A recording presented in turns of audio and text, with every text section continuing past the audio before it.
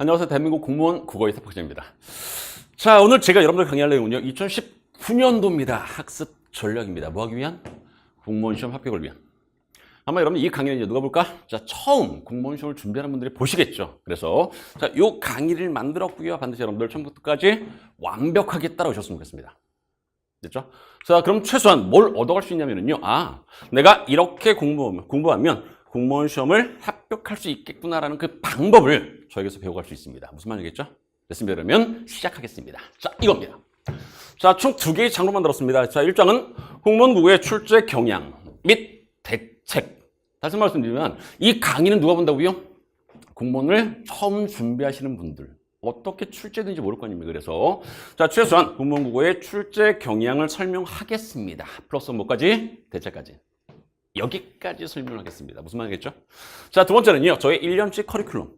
합격을 위한 커리큘럼입니다. 요거까지 설명하고서 마무리 짓겠습니다. 알겠죠? 자, 그러면 1장입니다. 공무원 국어의 출제 경향 및 대책. 표 보십시오. 제가 가장 자랑하는 표입니다. 자, 국가제 지방직 서울시입니다. 실제로 공무원 국어는요. 총 3개의 부분을 나누거든요. 자, 문법, 어휘, 독해 이렇게 나눕니다. 자, 실제로 이 표는요. 1년치 아닙니다. 자, 2018년치 요것만이 아니라 2014부터 18까지 무려 5년치입니다. 5년치. 자, 5년치의 데이터를 이렇게 누적했기 때문에 가장 객관적이겠죠. 아무튼 자, 문법입니다.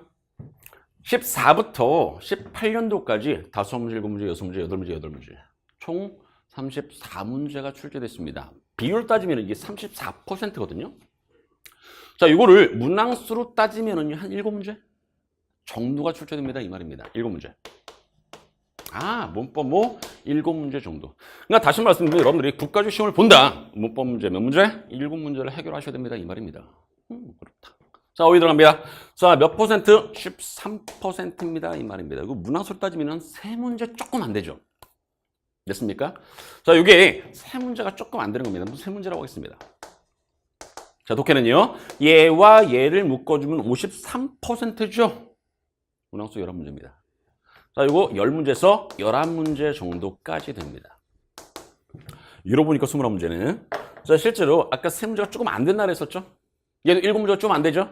그러니까 당연히 여기 11문제, 이런 정도. 11문제가 조금 안 됩니다. 어차피 비율이니까. 됐습니까? 자, 그랬을 때, 여러분 또 헷갈리다. 자, 이 20문제를 맞춰드리면 한 10문제 정도 이 말입니다. 그랬을 때 다시 한번 국가직 시험을 본다. 어휘 문제 몇 문제? 3문제를 해결하셔야 됩니다. 이 말입니다. 독해는요. 무려 10문제를 해결하시면 됩니다. 이 말입니다. 무슨 말인지 아시겠죠? 됐습니다. 요 비율을 잘 보시기 바랍니다. 자, 지방직 넘어갑니다. 지방직은요. 이게 6문제입니다. 6문제. 30%니까 6문제 정도? 자, 22%면요. 4문제가 조금 넘는 겁니다. 그냥 4문제라고 하겠습니다. 그리고요. 자, 묶어주면은요. 48%죠. 10문제가 좀 안 됩니다. 그냥 10문제라고 하겠습니다. 요 정도. 그러니까 여러분들 국가직이나 지방직은요. 거의 비슷하죠. 34, 30, 13, 22. 무슨 말인지 알겠죠? 그런 식입니다. 그러니까 열심히 공부하시면은요. 예를 들어서 내가 문법을 진짜 열심히 공부했다. 지방직에서 문법 문제 관련돼서 30점을 받을 수 있습니다. 이 말입니다. 내가 오히려 정말 열심히 공부했다. 22점을 받을 수 있습니다. 이 말입니다. 독해를 열심히 공부했다. 묶어주면은요. 48점을 받을 수 있습니다. 이 말입니다. 평균치가 그렇다는 얘기입니다. 됐죠? 네, 국가직 지방직 거의 비슷하고요. 서울시는 좀 약간 다릅니다. 서울시 보십시오. 자, 문법이 무려 49%입니다. 점수 100점으로 따지면 49점입니다. 엄청 큰 거죠, 이거? 어휘는요, 21점. 묶어주면 30점. 이래서 합치면 100점입니다. 이 말 아닙니까? 와, 비중이, 이쪽은 문법이 가장 비중이 크다. 상대적으로 독해는 비중이 좀 적죠. 됐습니까? 자, 이 데이터가 좋은 게 뭔지 아십니까? 1년치가 아니라 5년치이기 때문에 여러분들이 2019년도에 볼 때도 거의 비슷합니다. 실제. 별반 다르지 않습니다. 아무튼 자, 정리하겠습니다. 국가직, 지방직, 서울시입니다. 이렇게 표를 하나로 이렇게 보니까 좀 편하죠. 자, 보십시오. 자, 국가직 문법 34, 30. 아, 진짜 비중이 크긴 크죠. 됐습니까? 자, 어휘 운동합니다. 국가직 13, 22. 이건 비슷하겠죠. 그리고 제일 마지막입니다. 자, 독해. 아, 여긴 비중이 크네. 53, 48. 근데 좀 적다, 그죠? 그랬을 때 잘 보십시오. 자, 여러분들은요, 이 강의를 보시는 여러분들은 다시 한번 공무원 시험을 처음 준비하는 분들 가장 어려워하는 게 뭔지 아십니까? 여러분들이 한번 생각해 보십시오. 뭐? 문법? 어휘? 독해. 거의 대다수는 뭐라고 생각하냐면요, 문법입니다. 실제 이 문법 때문에 공무원 시험을 포기하는 분들도 굉장히 많습니다. 됐죠? 근데 아닙니다. 실제로 제가 열심히 가르치면은요, 문법은 다 맞춥니다. 독해도. 근데 실제 뭐에 많이 틀리냐면요, 이 어휘편 요쪽에서 한두 문제 이렇게 날아가더라고요. 그래서 여러분들 입장에서는 다시 한번 중요도 순서입니다. 이렇게 생각하시기 바랍니다. 1번 어휘가 중요하구나. 2번 문법이 중요하구나. 3번 독해가 중요하구나. 이런 식으로. 그러니까 이 두 가지만 해결할 수 있으면은요, 솔직히 독해는 거의 대부분 맞히거든요. 당연히 100점 나올 수 있습니다. 그렇습니까? 아무튼 자, 이런 순서의 중요도라는 거, 어휘가 1번, 문법이 2번, 독해가 3번입니다. 저는 그렇게 생각한답니다. 그러면 자, 문제를 한번 보여드리겠습니다. 여러분들, 이게 문제거든요. 자, 올해 2018년도에 출제된 문제입니다. 여러분들 스스로 한번 풀어보십시오. 화면 지우고 정지한 다음에 한번 풀어보십시오. 자, 문제는 뭐냐면요, 이겁니다. 시조를 줬습니다. 시조의 내용과 가장 관련이 있는 한자 성어를 찍어낸 문제입니다. 문학이죠. 문학인데 아닙니다. 보통 공무원 시험은 이렇게 문학을 준다? 근데 문학을 주는데 결국 뭘 물어봅니까? 어휘 파트를 물어보는 경우가 없지 않아 있습니다. 굉장히 많습니다, 이거. 그랬을 때, 자, 한자 성어, 나중에 말씀드리겠지만, 자, 한자 성어는 어떻게 여러분 공부를 하셔야 되냐면, 잘 보십시오. 한자만 있죠. 거의 대다수는요, 읽을 수도 없습니다. 잘 모르겠습니다. 그랬을 때. 자, 반드시 여러분 한자 성어는 어떻게 공부해라? 자, 1번. 읽을 수 있어야 됩니다. 당연하죠. 자, 1번. 뭐 할 수 있어야 된다고요? 읽기가 가능해야 됩니다. 자, 2번. 무슨 뜻인지 아셔야겠죠? 그래야지 내용에 가장 적절한 한자 성어를 찍어낼 거 아닙니까? 무슨 의미인지 아셔야 됩니다. 3번. 이건 저만이 강조하는 것이거든요. 쓸 수도 있었으면 좋겠습니다. 써야 됩니다. 무슨 말인지 알겠죠? 그러니까 세 번째 뭐다? 쓰기도 가능해야 된다는 것을 꼭 명심하시기 바랍니다. 그죠? 거의 대다수는 요 두 가지는 가능합니다. 3번이 잘 안 됩니다. 그러니까 열심히 공부하셔야 됩니다. 그죠? 아무튼 자, 이 문제를 잠깐만 해결해 드리면은요, 실제로 이 문제 몇 번을 답으로 찍었습니까? 몇 번? 문제 푸는 테크닉이 좀 있으면은요, 1번입니다. 답을 찍을 수 있습니다. 1번입니다. 1번. 위에 시조는 한번 좀 보셨죠? 잘 보십시오. 마을 사람들아, 뭐 하자? 옳은 일을 하자. 주제가 뭔지 아십니까? 옳은 일을 할 것을 권유. 간단하죠? 밑에 들어갑니다. 사람이 되어서 옳지를 못하면요, 이 말입니다. 소, 갓 꽃갈 씌워서 밥을 먹이는 것이나 다르겠느냐, 이 말입니다. 그러니까 결국 이 시조의 내용이 뭐냐면요, 마을 사람들아, 옳은 일을 하자. 못하면 말과 소다, 이 말입니다. 내용 이해하시겠죠? 내용이 그렇구나. 다시 한번 주제가 뭐라고요? 옳은 일을 할 것을 권유. 이게 이 작품의 주제입니다. 옳은 일? 그게 예의 아닐까? 예도 예자 아닙니까? 됐습니까? 자, 실제로 한번 읽어드리면은요. 자, 요거 읽을 수 있겠습니까? 요종 알죠? 고향을 뜻하는 향자, 마을을 뜻하기도 합니다. 요게 마을 여자입니다. 마을 여자. 그러면 향여 하면은 마을이죠. 마을에는 뭐가 있어야 된다? 예의가 있어야 됩니다. 이 말은 뭡니까? 요 예의가 바로 뭡니까? 옳은 일이 되는 겁니다. 답변서 1번이고요. 자, 2번입니다. 2번 요 정도는 아시죠? 상부상조입니다. 상부상조. 서로 돕고 서로 돕고. 서로 돕는다는 뜻입니다. 됐습니까? 서로 도움 이렇게 되어 있습니다. 3번은요. 형, 우, 제, 공. 형은 동생을 사랑해야 되겠죠? 동생 형을 존경해야 되고요. 형제 간의 우애를 말하는 한자성어입니다. 4번은요. 자제유학입니다. 요게 자식이거든요. 학문이 있어야 됩니다라는 거 기록 보여야 된다. 가르쳐야 됩니다. 그 말입니다. 어떻습니까? 제가 지금 현재 이 문제를 해결해 드리겠다는 게 아닙니다. 저의 의도는 뭐냐면요. 이런 식의 문제가 출제해야 됩니다. 이겁니다. 이게 바로 뭐다? 어휘와 관련된 문제입니다. 이 말입니다. 문제 하나 더 보겠습니다. 이런 건 어떻습니까? 서울시 12번 문제거든요. 나이와 한자어가 바르게 연결된 것을 묻습니다. 이런 어떻습니까? 여러분들 이런 문제를 푸는데 머릿속으로 생각한다? 시험장에서? 있을 수 없습니다. 머릿속에 있으면 답을 맞힐 수 있는 거고요. 머릿속에 없으면 무조건 찍을 수밖에 없습니다.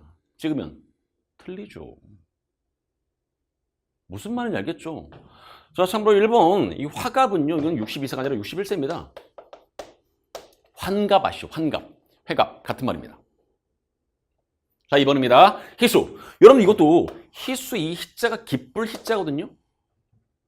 여러분들 지금이 아니라 옛날이라고 생각해 보십시오. 77세 정도 살았어. 많이 산 거죠. 기쁘겠다. 아, 그러네. 근데 저는 수험생들이 이렇게 가르치는데 잘 보십시오. 자, 7. 무슨 숫자? 행운의 숫자죠. 2개 있네. 기쁘죠. 그래서 77세는 뭐다? 희수입니다. 이 말입니다. 답변에서 몇 번? 2번입니다. 이렇게 답을 찍을 수 있습니다. 괜찮습니까? 자, 백수는 자, 요 한자를 뚫어지고 보십시오. 이렇게 생긴 데서 얘를 뺀 거죠. 100에서 1을 뺐으니까 99세 아닙니까? 그래서 백수는 99세입니다. 이 말입니다. 무슨 말인지 알겠죠? 자, 미수는요. 자, 밑자를 뚫어지고 보십시오. 어떻게 생겼습니까? 열십자죠. 8, 8, 그래서 88세입니다. 간단하죠. 근데 이런 문제를 어떻게 푼다? 시험장에서 머리를 짱구를 굴린다? 아, 있을 수 없습니다. 알면 풀고 모르면 찍어야 되는 겁니다. 어휘는. 그러니까 어휘 문제가 어려운 게 뭔지 아십니까? 싹 다 암기를 하셔야 되는 겁니다. 암기해야지 문제의 답을 맞출 수 있는 거고요. 암기 못하면 찍어야죠 뭐. 무슨 말인지 알겠죠? 그래서 오히려 어렵다고 하는 겁니다. 아무튼 자, 정리합시다. 자, 해결책입니다. 자, 문제를 설명하시는 거 당연히 해결책을 제시를 해야 되겠죠?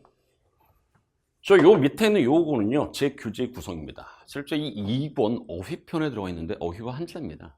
어휘와 한자 암기하셔야 됩니다. 어휘다, 한자다 이게 중요한 게 아니라 어휘는 어떻게 공부해야 된다 이겁니다. 계획을 세워서 꾸준히 암기. 이게 참 어렵습니다. 제가 여러분들이 해드릴 수 있는 것은 딱 하나. 시험 보고 때리는 거. 안 때립니다. 걱정하지 마시고요.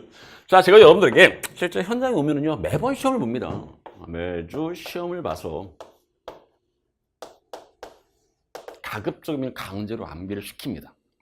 그래야 됩니다. 근데 여러분들의 입장에서는 만약에 인강만 듣는 분이라고 한다면요, 이겁니다. 자, 잘 보십시오. 자, 제가 강의를 여기서 7월부터 하거든요. 2018년도 7월부터.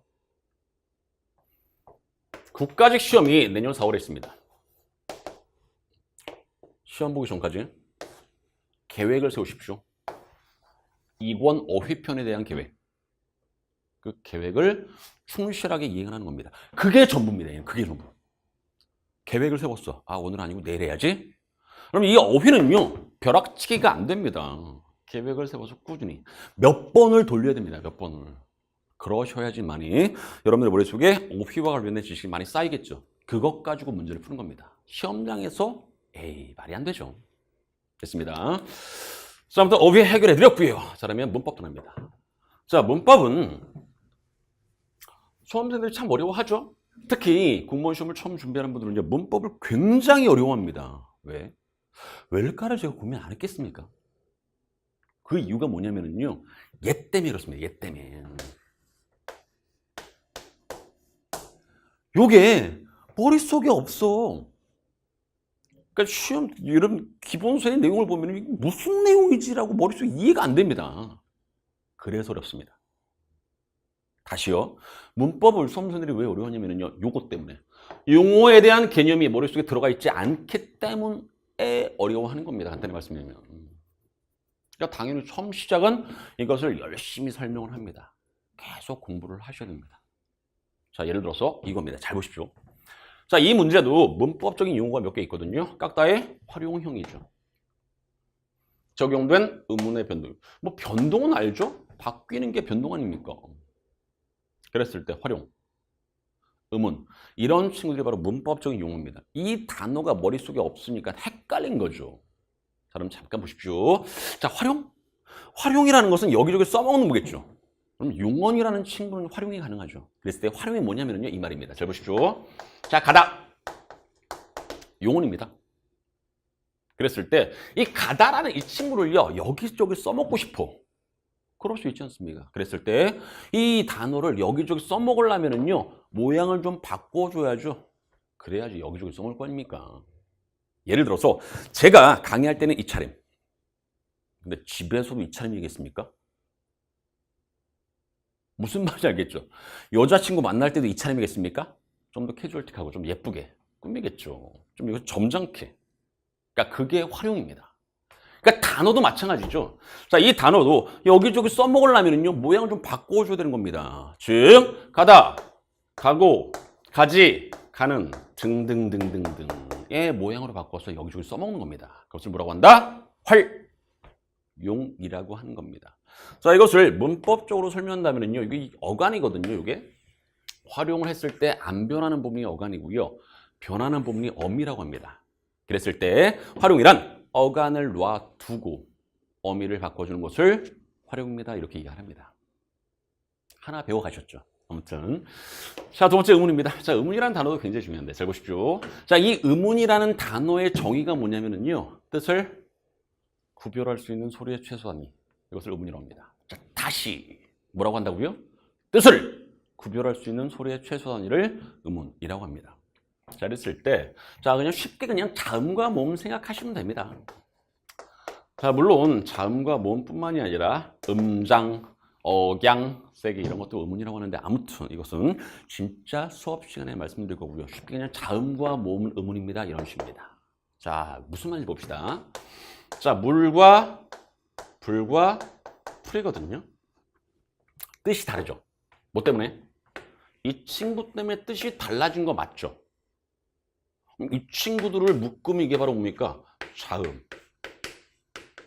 다시 한번 의문의 정의가 뭐라고요? 뜻을 구별할 수 있는 소리의 최소한이. 뜻을 구별할 수 있는 소리의 최소한이 결국 뭡니까? 자음.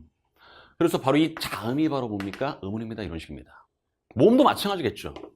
예를 들어서 너 사랑해 라고 말 듣고 싶죠. 그랬을 때 나와 너를 보면은요, 뭐 때문에? 이 친구 때문에 뜻이 달라진 거 맞죠? 이 친구가 뭔데요? 라고 하면 결국 뭡니까? 모음입니다. 이 말입니다. 그래서 이 자음과 모음을 의문, 뜻을 구별할 수 있는 소리의 최소한이 이렇게 말씀드릴 수 있는 겁니다. 무슨 말이겠죠? 그렇다. 자, 이런 겁니다.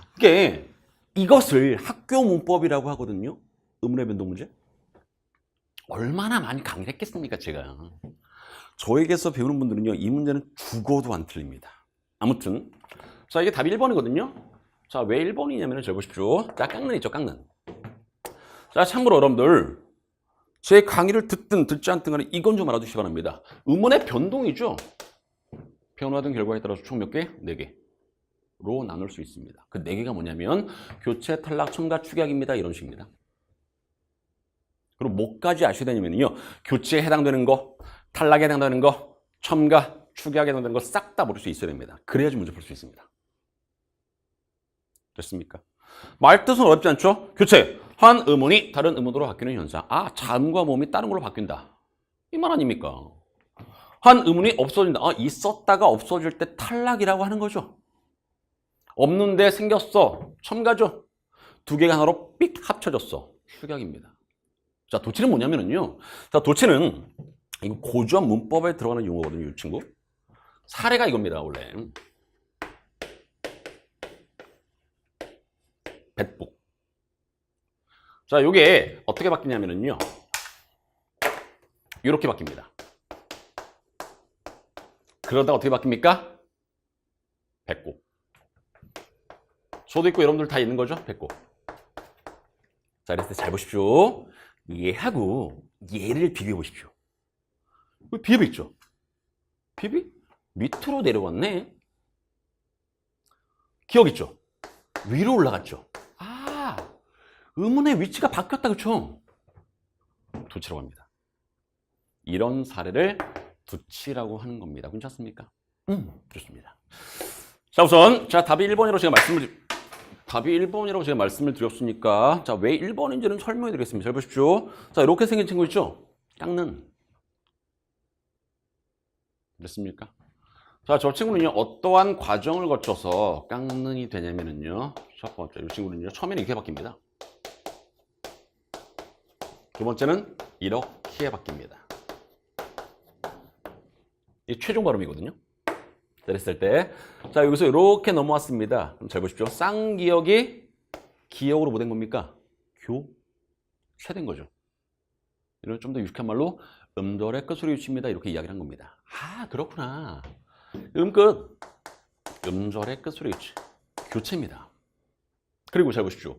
기역이 뭐로 바뀌었습니까? 잉으로 교체된 거죠. 뭐 때문에? 니은의 영향으로 바뀐 겁니다. 이것을 비음화라고 합니다. 비음화. 이것을 비음화 현상입니다. 이렇게 이야기합니다. 그랬을 때 얘 교체죠. 얘도 교체입니다. 그러니까 결국 깎는이라는 이 친구는요. 뭐에 의해서? 교체. 좀 더 구체적으로 말씀드리면요.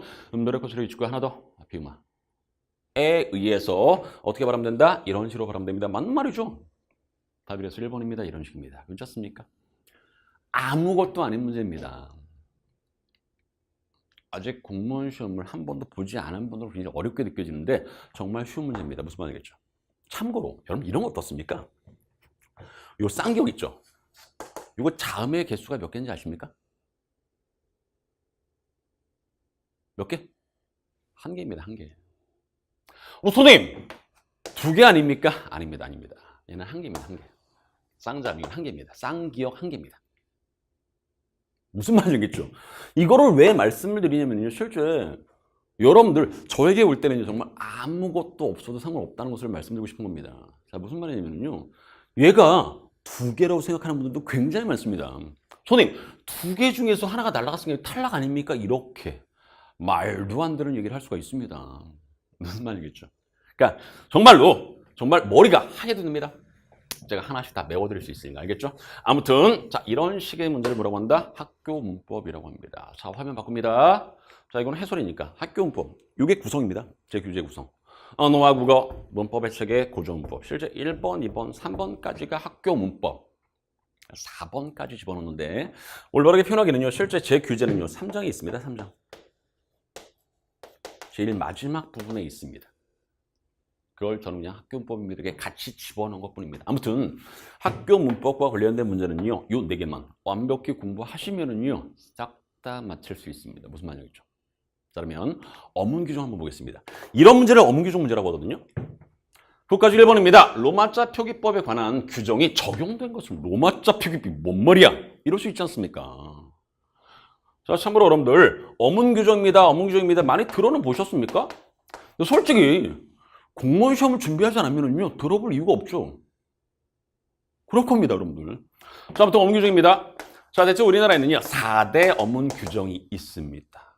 4대 어문 규정이 뭐냐면 첫 번째 한글 맞춤법. 이게 흔히 말하는 한글을 표기하는 방식입니다. 자, 두 번째는요 표준어 규정. 표준어냐 아니냐, 발음은 어떠냐 이런 식입니다. 자, 3번이 자 외래어 표기법입니다. 외래어 표기법. 네 번째는요 로마자 표기법입니다. 로마자 표기법.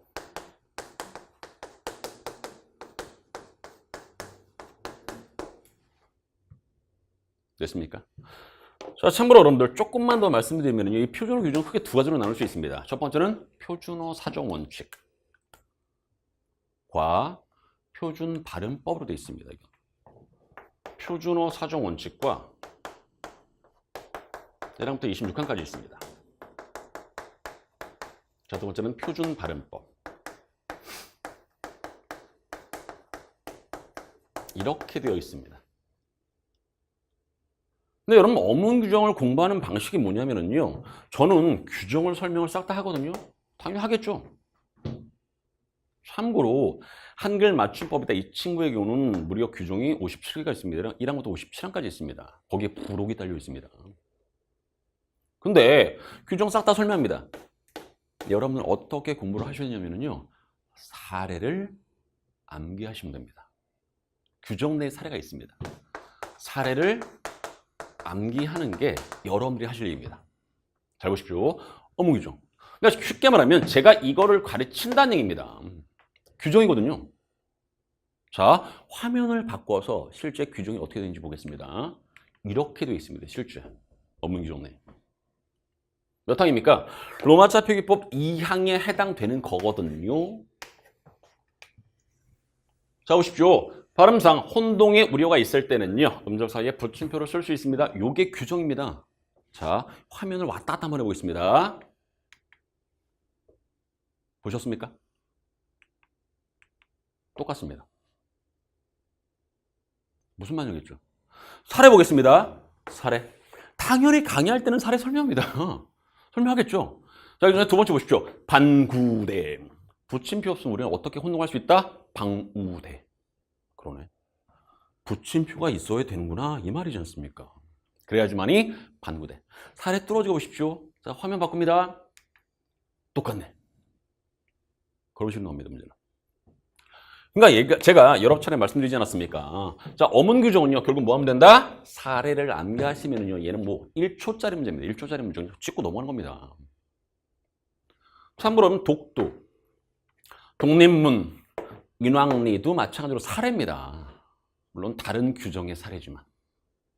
로마차 표기법 규정이 하나만 있는 건 아니지 않습니까? 그렇게. 그러니까 사례만 열심히 암기 계시면 좀 이런 식의 문제는 1초 띡 찍고서 넘어올 수 있습니다. 괜찮죠? 좋습니다. 자, 정리합니다. 다시 한번 어문 규정을 공부하십시오. 문제 잘 오니까. 근데 어떻게 공부하셔라? 사례를 끊임없이 암기하시면 됩니다. 그렇죠? 실제로 공무원 시험은요. 공무원은 암기를 잘하는 분들이 굉장히 유리합니다. 그런 시험입니다. 아무튼 자, 문법 설명했고요. 독해 들어갑니다. 독해는 어떻습니까? 저도 마찬가지입니다. 이런 거 싹 다 설명합니다. 독해할 때. 아무튼 자, 이게 지방직 4번 문제거든요. 올해 2018년도 지방직 4번 문제입니다. 근데 하나 여러분이 자랑을 해드리면요. 자랑하면 박목월의 청로로 아닙니까? 제 규제 있을까 없을까? 있습니다. 당연히 있습니다. 제가 이 청로로는요. 실제 사례로 써먹었거든요. 이 시는. 어떤 사례로? 여러분들 시에서는요. 시상 전개 방식이 있죠. 시상을 전개하는 방식. 시인이 갖고 있는 생각을 어떤 식으로 전개하는가 이 말입니다. 그랬을 때 그 시상 전개 방식 중에 하나가 뭔지 아십니까? 시선의 이동입니다. 시상 전개 방식이 뭐가 있다고요? 시선의 이동. 요거 설명할 때 바로 요 시를 설명합니다. 왜? 청로는 뭐가 있습니까? 원근법이 있습니다. 이 원근법. 시선의 이동 중에 하나가 뭡니까? 원근법 아닙니까? 원근법. 무슨 말인지 아시겠죠? 여러분들 이 시를 딱 봤을 때 원근법이 느껴지십니까? 원근법? 원경은 좀 찾을 수 있죠. 왜? 원경입니다. 몽땅 다 원경의 내용 아닙니까? 근데 근경을 찾을 수 있습니까? 이 시? 근경? 오, 좋습니다. 요게 근경입니다. 요게.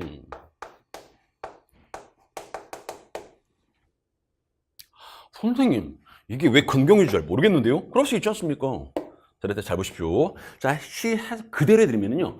청로에 눈을 보는 거죠. 맑은 눈에. 근데 그 눈에 빛이 뭘 보는지 아십니까? 구름을 보고 있죠. 멀리 있으면 절대로 그 구름이 안 보이죠. 가까이 있어야지 보이는 거 아닙니까? 그래서 이게 근경입니다. 무슨 말이냐면 잘 보십시오. 제가 지금 뭘 보고 있습니까? 카메라 보고 있습니다. 제 눈에 비친 카메라 보이십니까? 안 보이죠. 왜? 멀리 있으니까. 가까이 있으면 보이죠. 됐습니까? 그래서 바로 이걸 뭐라고 한다? 근경. 원근법. 설명할 때 이 시를 저는 써먹거든요.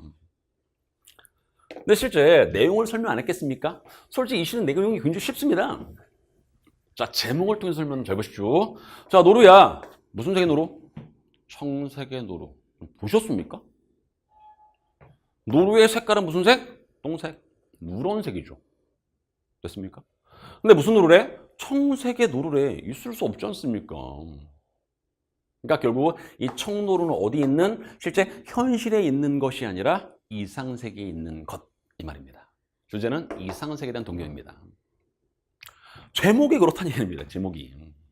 무슨 말이겠죠? 그러니까 당연히 그 정도면 이 문제 풀 수 있습니다. 묘사된 자유는 뭐다? 상상적, 허구적. 이상세계라는 것은 상상하는 세계입니다. 허구적인 세계입니다. 맞는 말 아닙니까? 자, 주제 다시 뭐라고요? 이상세계에 대한 동경. 그리고 맞네. 시적 공간이 이거 맞지 않습니까? 원경, 동경. 답 몇 번 그래서 4번입니다. 이렇게 답을 찍고서 넘어가는 겁니다. 어렵지 않죠? 좋습니다. 자, 한번 바꿉니다. 자, 이건 뭐냐면은 2018년도 국가직 9급에는 이런 식의 문제가 출제되어 있습니다. 잘 보십시오. 제가 말씀드리고 싶은 것은 이겁니다. 현대시 나온다, 그쵸? 소설도 나오네. 고전시가도 나옵니다. 산문도 야 많이 나온다는 얘기입니다. 됐습니까? 이해하시겠죠? 꽤 많이 나온다. 근데 꽤 많이 나오는 이 문학, 제가 여러분들에게 딱 하나만 강조를 하겠습니다. 뭐 대책이 제일 많이 노란색으로 보이십니까? 낯선 지문을 효과적으로 감상하는 능력을 키우시기 바랍니다. 우연치 않게 제 교재에 있는 거죠. 무슨 말이에요? 제 교재에 있는 것이 나왔으니까 제 입장에서는 땡큐. 근데 저는 이것을 강조하고 싶지는 않습니다. 정말 뭘 강조하고 싶냐면요. 여러분들이 모르는 시가 있지 않습니까? 모르는 소설이 있지 않습니까? 낯선 지문이라고 하죠. 그랬을 때 문학을 공부하는 기본 방법은 뭡니까? 낯선 지문을 감상하는 능력을 갖고 계셔야 됩니다. 자, 이걸 저는 뭐라고 하냐면요. 지문, 접근, 원리는 당연히 갖고 계셔야 됩니다. 그렇죠? 이거 하나 배워가면은요, 저에게서 요거 하나 배워가면은 제 교재는 문학작품이 굉장히 많습니다. 싹 다 해결이 가능합니다. 여러분들 스스로. 그렇게 연습을 하는 겁니다. 그렇죠? 자, 그러면 비문학 한번 보겠습니다. 이 비문학입니다. 국가지 11번 문제고요. 다음 글에 주된, 아이고 봐라. 서술 방식 문제네. 설명 방식이 적용된 것을 물었습니다. 여러분들, 독해는요, 크게 문제가 두 개입니다. 첫 번째, 내용. 두 번째는 형식. 됐습니까? 얘는 무슨 문제? 형식과 관련된 문제. 됐습니까? 자, 잠깐만 해결해 드리고 또 말씀을 드리겠습니다. 자, 문학이 구축하는 세계는 실제 생활과 다릅니다. 뭘 이야기하고 싶다?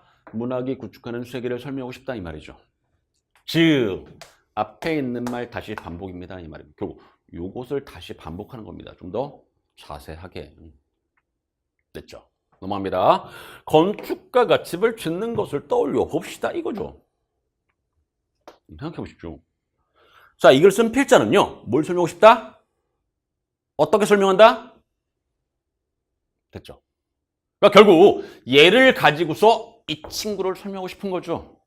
이러한 서술 방식 뭐라고 하는지 아십니까? 이것을 유추라고 하는 겁니다. 유추. 이 서술 방식 유추입니다. 이거 하나 잡아내시면 됩니다. 그리고 이것을 밑에 있는 선택지에 적용만 하시면 됩니다. 유추가 쓰인 게 뭔지 따질 수만 있으면 됩니다. 무슨 말이겠죠? 오케이. 자, 가볍게 한번 보겠습니다. 1번입니다. 르네상스 시대의 화가들은요, 응급법을 사용해서 세상을 향한 창과 같은 사실적인 그림을 그렸습니다. 잘 보십시오. 르네상스 시대의 화가들, 사실적인 그림. 됐죠? 현대 회화를 출발시켰다고 평가되는 인상주의자들. 마찬가지 사실서. 얘도 사실인데 얘도 사실이네. 공통점. 비교입니다. 이런 것을 뭐라고 하는지 아십니까? 소설 방식. 이런 것들을 비교라고 하지 않습니까? 넘어갑니다. 소설을 구성하는 요소는 뭐가 있다? 인물, 사건, 배경이 있다. 어떤 대상을 구성 요소를 가지고 나누는 것을 뭐라고 하는지 아십니까? 분석이라고 합니다. 얘를 분석입니다. 분석. 당연히 2번도 답이 안 되겠죠. 3번으로 합니다. 목적을 지닌 인생은 의미가 있다. 뭘 이야기하고 싶다? 목적을 지닌 인생을 이야기하고 싶은 겁니다. 여러분 인생 목적 있습니까? 당연히 있죠. 뭔 말인지 알겠죠? 아무튼 목적 없이 살아온 사람은요, 험난한 인생의 노정을 완주하지 못한다. 목적을 갖고 뛰어야 마라톤에서 완주가 가능한 것처럼 우리 인생에도 목표를 가지고 꾸준히 노력하는 사람이 성공합니다. 이 말입니다. 마라톤 같은 거 눈에 보십니까? 인생을 뭘 가지고서 마라톤을 가지고 설명하는 거죠. 이게 유추입니다. 다음 몇 번? 3번입니다. 이런 식으로 답을 찍을 수가 있는 겁니다. 가능하십니까? 됐죠? 4번은요. 신라의 육두품 출신 가운데 학문적으로 출중한 자들이 많습니다. 가령 요 예시죠, 예시.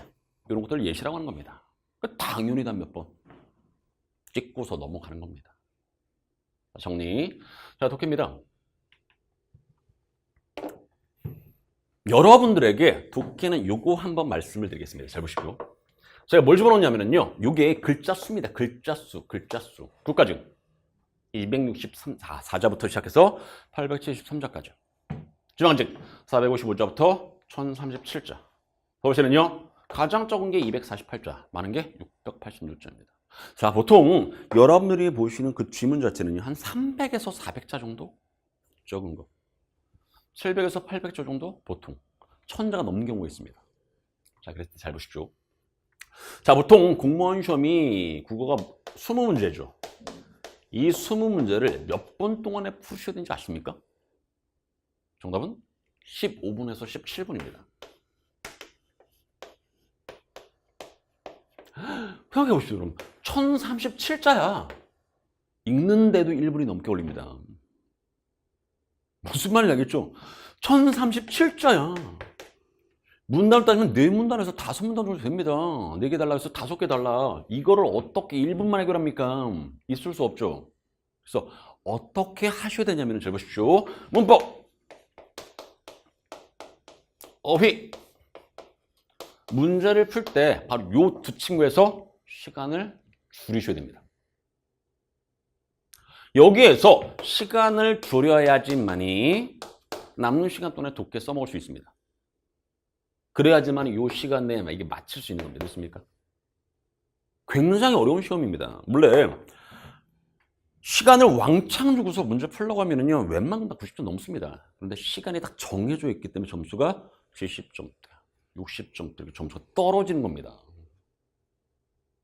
강조.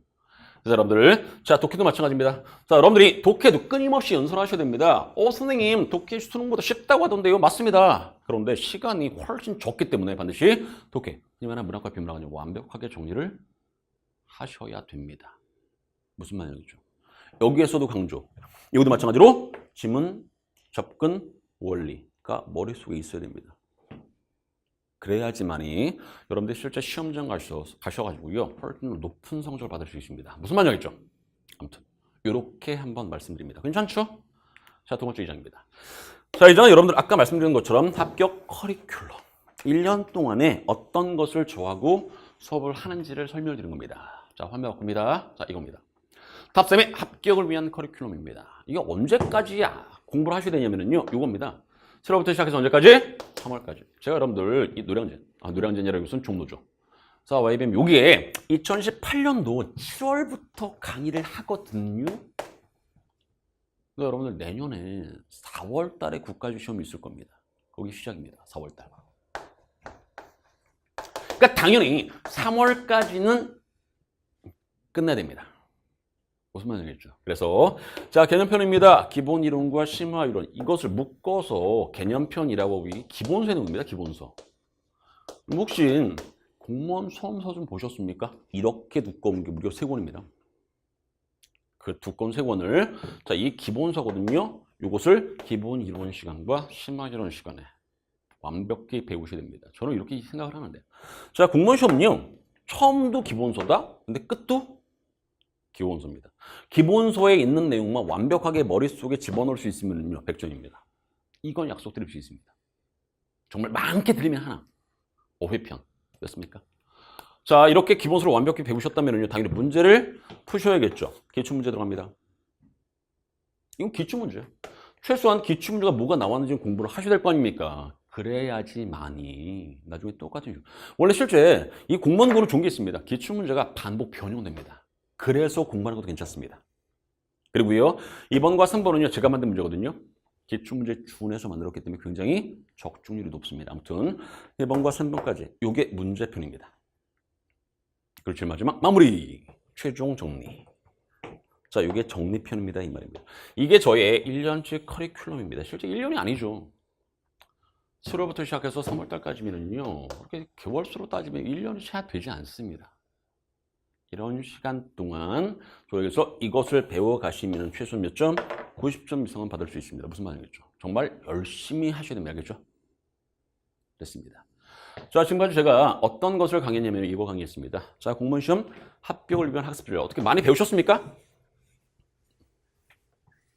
많이 배웠으면 좋겠는데 아무튼 자, 이것을 처음부터 끝까지 여러 번 보셔도 괜찮습니다. 그래서 여러분들 계획을 철저하게 세우시고요. 알겠죠? 제 강의를 따라오시는 분들은요, 단지 강의실에서 저 얼굴을 봤으면 좋겠고요. 알겠죠? 됐습니다.